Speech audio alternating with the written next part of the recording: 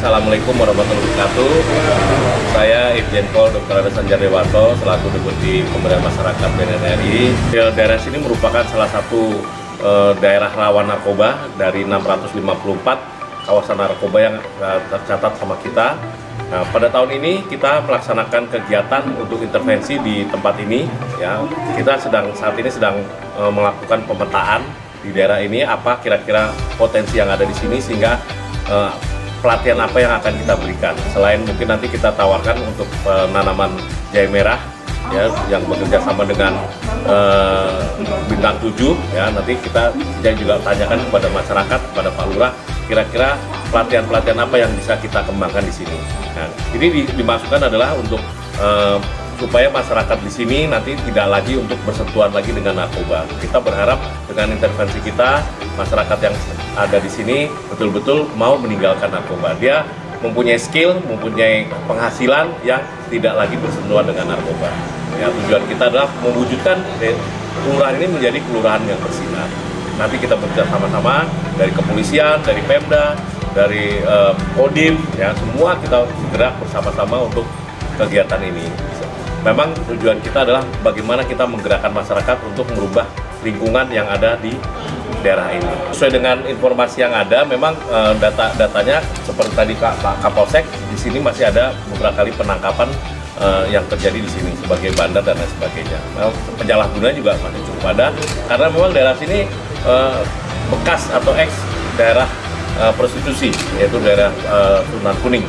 Ya, nah makanya ini seperti beberapa tempat yang lain juga kemarin di Bandung itu juga di tempat prostitusi ini memang banyak disalahgunakan oleh penyalahguna narkoba. Ini jadi memang kita data ini data dari BNNP yang merupakan di sini merupakan daerah rawan narkoba. Jadi kita intervensi kita seluruhnya ya, kita nih kita menggarap yang mantan pecandu yang sudah sembuh atau yang sudah dalam keadaan pulih ya, artinya yang mau bekerja ya. Kalau yang masih belum mau bekerja kita juga tidak jadikan ini sasaran. Tapi juga selain mantan pecandu ini juga kita sasarannya adalah lingkungan. Jadi masyarakat yang memang belum bersentuhan ataupun menyalahgunakan narkoba ini yang kita jaga supaya tidak lagi mereka bersentuhan dengan narkoba itu. Jadi kita mulai dari menjaga yang belum sampai yang sudah terkena, kita sadarkan supaya tidak lagi bersentuhan dengan narkoba. Assalamualaikum warahmatullahi wabarakatuh. Saya Suryanto, PLT Lurah Kalibadan Pulau Kecamatan Semarang Barat. Kemudian kaitannya dengan lokalisasi, itu memang secara resmi dari pemerintah Kota Semarang ditutup mulai bulan September 2019. Kemudian sebetulnya ada dua hal yang awalnya mau ditutup karena di sana ada prostitusi dan karaoke, tapi karena untuk mengurangi dampak sosial yang berkembang di masyarakat, sementara yang ditutup hanya untuk prostitusi, untuk karaoke-nya berjalan. Nah, keberadaan yang untuk karaoke itu karena memang di sana di satu kompleks kami di wilayah RW 4 Argorejo juga ada paguyubannya namanya Bakar. Paguyuban Argorejo di sana memang rawan dengan adanya narkoba. Nah, karena yang datang di sana hanya beberapa wilayah dari wilayah kami, kemudian dampak yang ada itu sangat riskan. Ada yang informasi dari Pak Kapolsek memang ada beberapa yang kemarin sempat menggunakan dan ditangkap di lokasi ini tersebut untuk menangani. Kemudian lebih lanjutnya kami sampaikan terima kasih kepada BNN yang sudah menjadikan kami bisa pilihan, dengan harapan dengan kegiatan yang akan dilaksanakan berupa pelatihan untuk warga kami yang akan kami maksimalkan dengan maksimalkan dengan mengajak beberapa tokoh yang nanti akan menjadi satgas pelopor di sini untuk pemberantasan korupsi, pencegahan korupsi itu, dan kami akan menginventarisir siapa-siapa yang nanti akan dijadikan pelatihan tersebut sesuai dengan yang akan dilaksanakan, dengan harapan nanti setelah kegiatan itu bisa meningkatkan perekonomian masyarakat sehingga akan mengurangi, kalau tidak mengurangi, kalau bisa akan mengikis habis peredaran narkoba di wilayah. Oke, terima kasih. Assalamualaikum warahmatullahi wabarakatuh. Saya dituakan sebagai tokoh agama di lingkungan sini, Kali Banteng Kulon. Khususnya kebetulan kami beberapa tahun yang lalu ditunjuk dengan surat SK Lurah menjadi Satgas atau relawan BNN bersama 8 orang ya BNN. Adapun nama saya Asror UM. Sehari-hari saya ya kerja sosial. Begitu kami mendapatkan pelatihan dan berbagai pelatihan yang tidak bisa kami sebutkan terlalu sudah banyak, ada pelatihan-pelatihan dari BNN yang kami serap, kami terima dengan teman-teman, sehingga kami ada beban untuk bisa menyampaikan pesan-pesan BNN kepada masyarakat.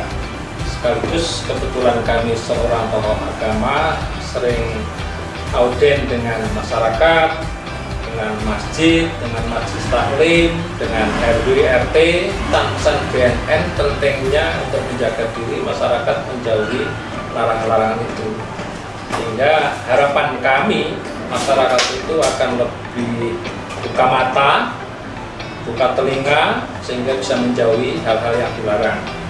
Kebetulan BNN ini kan langkahnya itu kan syariatnya sama dengan syariat agama kita. Yang dilarang BNN dilarang agama kita, jadi enak, kita masukkannya tuh enak.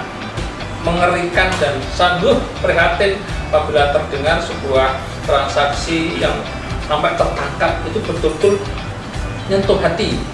Berarti kami gagal menyampaikan. Inilah tugas kami sebagai relawan, sehingga kami berani menempelkan tulisan relawan Satgas kami.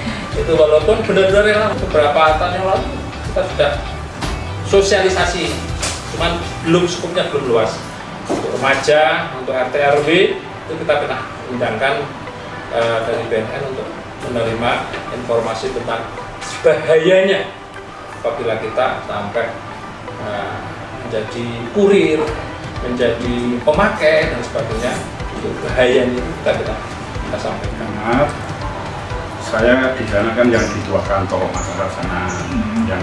Yang kedua, saya memang punya tugas bahwa tempat itu adalah tempat maksiat dulu, memang itu resmi karena bahwa itu tempat wanita untuk laki-laki resmi pemerintah kota yang ada bahwa itu yang liar dikumpulkan di Argojo, bukan Sunan Kuning, di Argojo.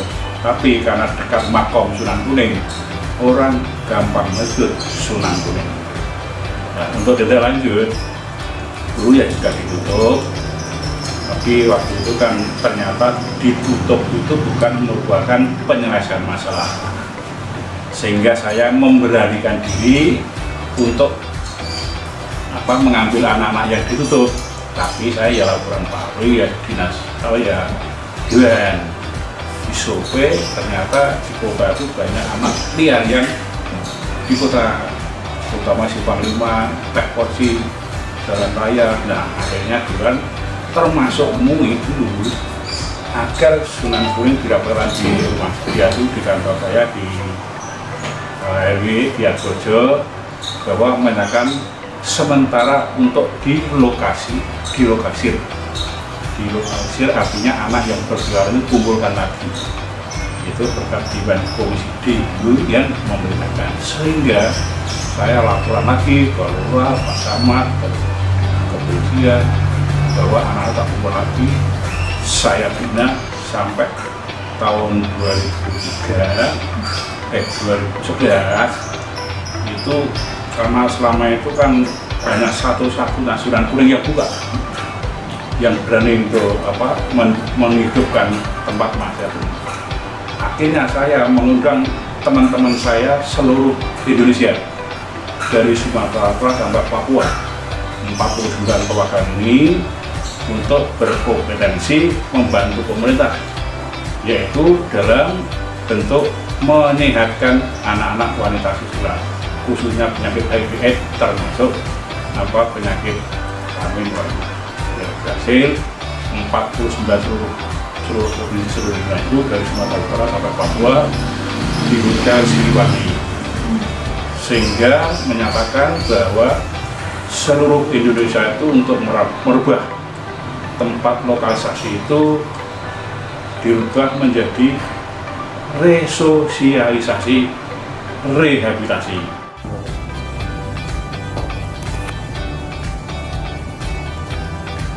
Beberapa tahun yang lalu di lokalisasi Sunan Kuning, Kaligawe Kulon, Semarang Barat pernah kita mengungkap kasus sabu dan ekstasi. Setelah kejadian tersebut, maka BNN Provinsi Jawa Tengah melakukan pendampingan melalui program pencegahan pemberdayaan masyarakat dan rehabilitasi.